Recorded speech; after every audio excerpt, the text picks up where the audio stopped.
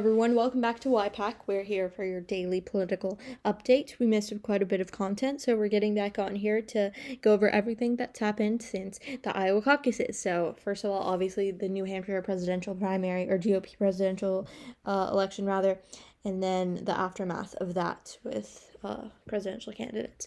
So if you didn't know, and if you can't see on the screen right here, Donald Trump won, obviously. If you haven't been able to tell yet, Donald Trump is going to win every single primary and caucus and election with the GOP. He's going to become the Republican nominee for 2024. If you didn't realize that already, here you go. Just know that. That's a fact at this point. He won 54.3% in New Hampshire, 51%, I believe, in Iowa. Yes, 51. And Nikki Haley in New Hampshire came much better. She performed much better than she did in Iowa, of course, because that voter base in New Hampshire is more liberal. Which she is kind of pandering to at this point, the liberal, more independent, or left-leaning conservatives, if that's even a term.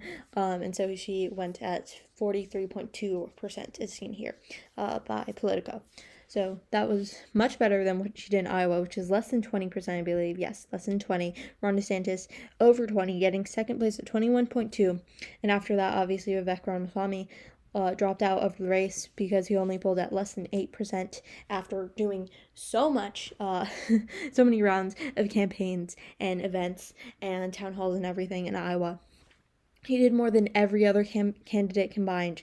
Ron DeSantis did an astounding amount as well. He, I think, spent $35 million in Iowa alone. Nikki Haley didn't try that much, especially because her voter base isn't, well, first of all, her voter base in Iowa is just smaller because of the demographics of the people there. But also, Nikki Haley fans aren't excited to get out. And on that day in Iowa, it was a huge snowstorm.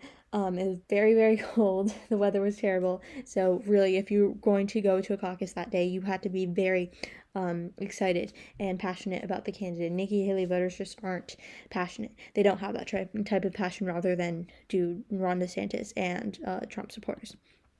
So then we came to the New Hampshire primaries. Again, Trump won, Nikki Haley performed much better, and Ron DeSantis got 0.7%, which is terrible, honestly. This is expected, honestly. Wait, let me close this back up. It was expected that Ron DeSantis do very poorly because New Hampshire is just not his state. Again, it's more liberal-leaning, more independent, and they just don't respond to Ron DeSantis' shtick. And especially when, for most people in New Hampshire, they see like Donald Trump and Ron DeSantis as very similar candidates, and so they're going to pick Donald Trump because, of course, he has a higher likelihood of winning. He's funnier, more charismatic. One of Ron DeSantis' big failings in this candidate and shortcomings, especially after the midterms in 2022, everyone expected him to be such an amazing and successful candidate. They thought he was going to be the future of the Republican Party. But first of all, he had, again, a couple of shortcomings. First of all, he entered the race way too late. Right after the midterms, he had a lot of steam. He should have joined the race in January, February of 2023. But he didn't. He waited until June. That was mistake number one. Second, his campaign manager put him on all sorts of the wrong paths, didn't put him on the shows he needed to, didn't do the events, just overall. And then third of all, his personality.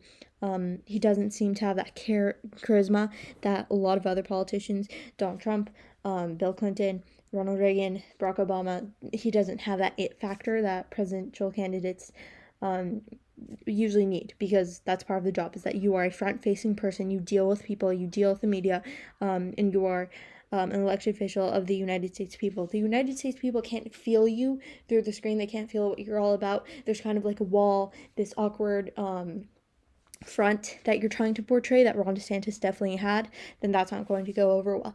Of course, probably it would benefit us in the long run if we chose candidates that are more suited and experienced for the job, and better fit, honestly, than someone who just sounds better. But, that's the nature of politics. Not even American politics in general, but just politics. And so, long tangent there on Ron DeSantis, but New Hampshire. So Nikki Haley, even though she lost the New Hampshire caucuses, she didn't drop out yet, but Ron DeSantis did. Obviously, after 0.7%, you need to drop out. And then, honestly, the percentages of all the other candidates were very negligible. Honestly surprised that this many people, I think the people that voted for majority of these candidates are just family or friends. I don't think they're, they shouldn't be taken seriously, of course. And then this is the map. You see more of the cities went to Trump, the suburbs went to Haley, as expected. So that's not much of a surprise. Again, Ron DeSantis dropped out of the race. If this will load, 1 second, thank you. He dropped out after the race, just leaving Haley and Trump in the race. And he supported Trump in his video that he made. He said that he supports Trump for the nomination. He said he would support any Republican for the nomination, no matter who they are, because he's strongly against Biden. That's something that a lot of the candidates or former candidates have pledged to support whoever the Republican nominee is, because they just want to get Biden out of there. He said that he would be supporting Trump, as did Vivek Ramaswamy after he dropped out after Iowa. So that led to kind of a surge in two ways. If we go to Real Clear, so Ron DeSantis dropped out right after. So after this, you kind of see surge in both Nikki and Trump's polls. So Trump more substantially but then afterwards, you see, if I can move over here so we can see the polling more clearly. But if you look over there, and look here while I have it over there, but you see huge surge in Nikki Haley polling, just like straight up, and Trump as well, straight up. So, I think that's partly due to, first of all, Vivek's audience is, of course, much smaller than Ron DeSantis, but both of them, they're more Trumpy candidates than Nikki Haley candidates. They both clashed with Nikki Haley in a lot of ways, and so all that support went over to Donald Trump. And then Nikki Haley, I think that's kind of an adverse reaction to Trump being now he's always been the leading candidate. As we can see here, the gap between him and all the candidates just keeps on increasing.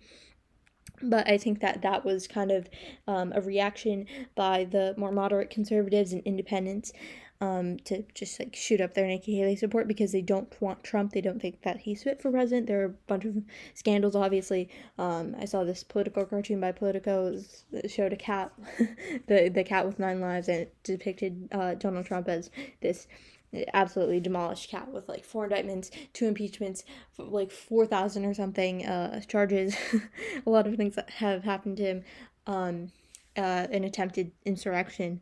And so with all that on his resume, I don't think that he's going to be appealing to moderate conservatives or independents. But one thing to keep in mind for the 2024 election, obviously we know that other than to update, there's no reason to make this video because we all know that Nikki Haley is not going to become the nominee no matter how much money the RNC pours into her. She's not going to become the nominee. We can see it in the polling. There's over 60% gap here, obviously, almost 60. Donald Trump's very high up compared to Nikki Haley. But one thing to keep in mind for 2024 as we make predictions on who's going to win, Trump versus Biden, because of course Biden is going to be the Democratic nominee. The DNC would not have it any other way. And obviously he's much higher in polling than is RFK Jr., if we can bring that up as well. Yep, 72 for Biden, 6.5 for Williamson, and I'm assuming that a small portion of that pie also goes to RFK Jr. and then the rest undecided or something. I don't know. But when we're looking towards 2024, again, a Biden versus Trump matchup, one thing I think to keep into consideration is that Trump has a very good path forward for him, very promising, because in 2020, looking at why Joe Biden won, is mostly because of pure hate of Democrats for Trump. They indicted him twice. They constantly wanted him out of there.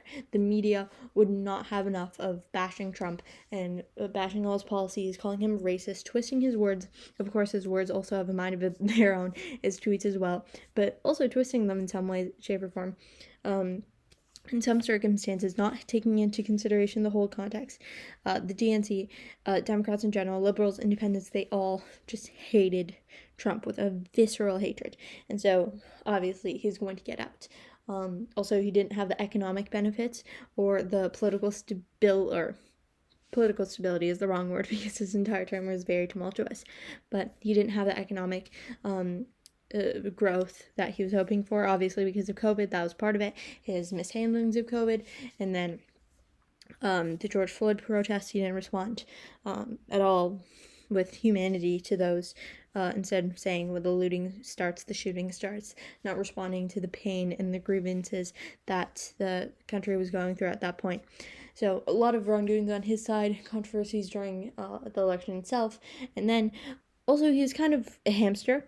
I think that a lot of people were just sick of this like stream of super corporate lifelong politicians. Obviously, Barack Obama was pretty new to the game, only serving for one term in the U.S. Senate, but other than that, it's still very corporate, right? You go from community organizer to state senator to U.S. senator to president, with all the other presidents beforehand as well, having a very neat and tidy background, very politically oriented, and then Trump obviously being nothing like that, being a complete outsider to the system. I think that would really appeal to a lot of people. But then after the Democrats and whatnot saw what he was doing, of course, he was going to be booted out of there. And then, again, support from the original people who supported him in 2016 didn't continue on to 2020 because of scandals and whatnot. So then we come to 2024. So what's going to happen in 2024? Write, honestly, down in the comments what you think, because obviously there's still a case to be made for both sides. But I think that Trump has a very, much more promising future than Biden. And obviously we're still months and months out from the election. There's still time for everything to change, for something dramatic to happen on either or both sides. Biden was elected to be kind of a normal candidate, to bring in normalcy to the president's office, for us to not be worried that with one tweet there could be nukes flown out to North Korea. And he didn't do that. He was somewhat more radical in his policies. Maybe that wasn't just, maybe we just didn't notice that on the debate stage with the rest of the Democratic nominees, because next to him were Bernie Sanders and Elizabeth Warren, who are socialists, and so we didn't, in comparison, he didn't seem as radical, but in his policies he definitely has been. There's a border crisis that has grown exponentially in the last month or two. Obviously, everything going on with Israel and Hamas in the Middle East. Ukraine is still ongoing. There's a lot of things that have happened with the Biden administration, even as early as August of 2021 to pull out of Afghanistan. That didn't go as planned, or there really wasn't a plan to go by even, but it was unplanned. It didn't go well, and so Biden's record and legacy doesn't seem to be too well. Again, there are also his physical characteristics. He doesn't seem to be as alert as he was when he was first elected. And also thinking into the future, he's gotten worse mentally and physically in these 4 years, so he's probably going to get much, much worse in the next 4 years. He's going to be finishing his term, if he's elected, at 86 years old. No one should be president at 86 years old. That's ridiculous. And again, Trump is also very, very old, just a couple of years younger than Biden, but still, he doesn't seem to have those same problems, at least as much as Joe Biden does. Of course, Biden was mixing up Nancy Pelosi and Nikki Haley the other day, but again, I don't think that rivals, almost dementia of Joe Biden. And sad to see a president go out there and fumble so much throughout speeches and not be able to make his way back to his spot where he's supposed to go to, but that's the reality. And especially when Democrats aren't happy with his job either, because to get to the presidency, you really need to both make your voter base happy and then some, right? Trump didn't do that in 2020. He didn't make, and then some. Maybe his voter base, but he didn't get the independents or the moderate conservatives. And so that's what ended up leading to Biden's win in 2020. And now for 2024, Biden isn't even making his own base that happy, Democrats as a whole. So I think that the road to presidency is much more promising for Donald Trump than for Joe Biden. We'll have to see what happens, but thank you for watching. Write what you think down in the comments below. Give us more video ideas from what you want to see. And thank you for watching. Bye.